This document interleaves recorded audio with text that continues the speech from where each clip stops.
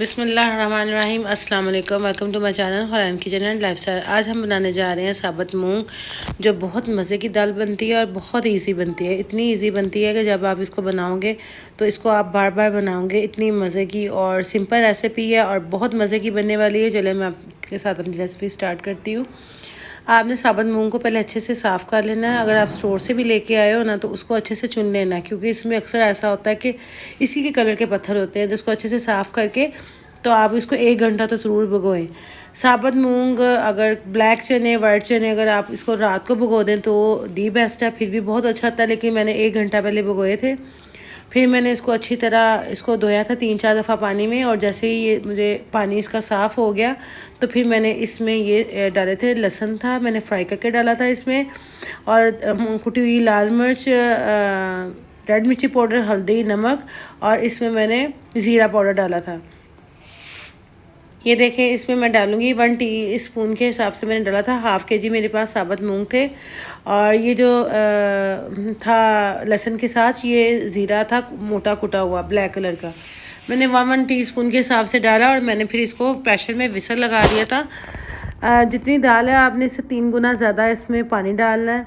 ये देखिए, मैंने पौना प्रेशर इसमें पानी का कर दिया था। तकरीबन 3 लीटर मैंने इसमें पानी डाला था डाइस, क्योंकि इसको आधा घंटा 35 मिनट इसको वेट लगता है, तो इसलिए इसमें पानी आपको ज़्यादा डालना पड़ेगा, वरना दाल गल जाएगी बीच में। इससे पहले ये दाल नहीं गलती, क्योंकि ये काफ़ी टाइम लेती है गलने में। अगर आपको रात को भिगोते हो तो फिर ये टाइम उससे आधा लेगी। तो साथ ही मैंने इसमें अंडे, इसमें बहुत मज़े के लगते हैं साबुत मूंग में अगर आप अंडे डालते हो। मैंने छील के इसमें एक लौंग लगा दिया था, ताकि वो जो बुरी सी स्मेल आती है ना अंडों में से, अगर आप लौंग लगाते हो तो बहुत अच्छा इसका टेस्ट और फ्लेवर आता है। तो आप इसको ज़रूर ट्राई कीजिएगा, आपको बहुत पसंद आएगी।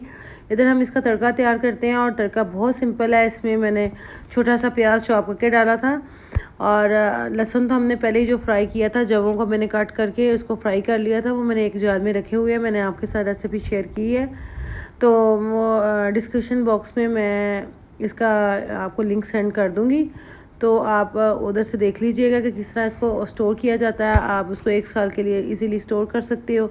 इसके टेस्ट में कोई फ़र्क नहीं आता। फिर मैंने जैसे ही लाइट ब्राउन हुआ तो मैंने इसमें 1.5 से 2 इंच का जो अदरक थे स्लाइस में कट करके वो डाले थे। उसके पास मैंने साबुत लाल मिर्च डाली थी।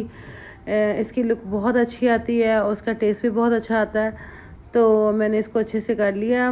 जैसे वो लाइट ब्राउन हुआ तो मैं इसमें दाल में मिक्स कर दूंगी। अभी मैंने दाल में गरम मसाला नहीं डाला था। ये देखिए जैसे हुआ, फिर मैंने इसमें दाल डाल दी सारी।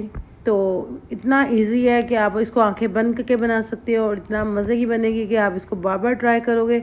अब इस पोजीशन में आके मैंने इसमें 1 टीस्पून मैंने इसमें गरम मसाला डाला था, और फिर मैंने इसमें सब्ज़ मिर्च डाली और सब्ज़ धनिया डाल के इसको मिक्स कर दिया। आप इसको ज़रूर ट्राई कीजिएगा। मुझे उम्मीद है कि आपको मेरी रेसिपी बहुत अच्छी लगेगी। अगर मेरी रेसिपी पसंद आए तो प्लीज़ लाइक कीजिए, सब्सक्राइब कीजिए, शेयर कीजिए, बेल आइकन का बटन ज़रूर प्रेस कीजिए, ताकि मेरी हर आने वाली नई से नई वीडियो का नोटिफिकेशन आपको मिल सके। और इसको ट्राई कीजिएगा। इसका जायका इतना मज़े का और इतनी ईजी बनती है, और वैसे भी मुझे तो दालें बहुत अच्छी लगती हैं और बहुत मज़े की बनती है। मुझे उम्मीद है कि आपको रेसिपी पसंद आई होगी। नेक्स्ट वीडियो के लिए मुझे इजाज़त दीजिए। अपना बहुत ज़्यादा ख्याल रखिएगा, दुआ में याद रखिएगा। अल्लाह हाफिज़।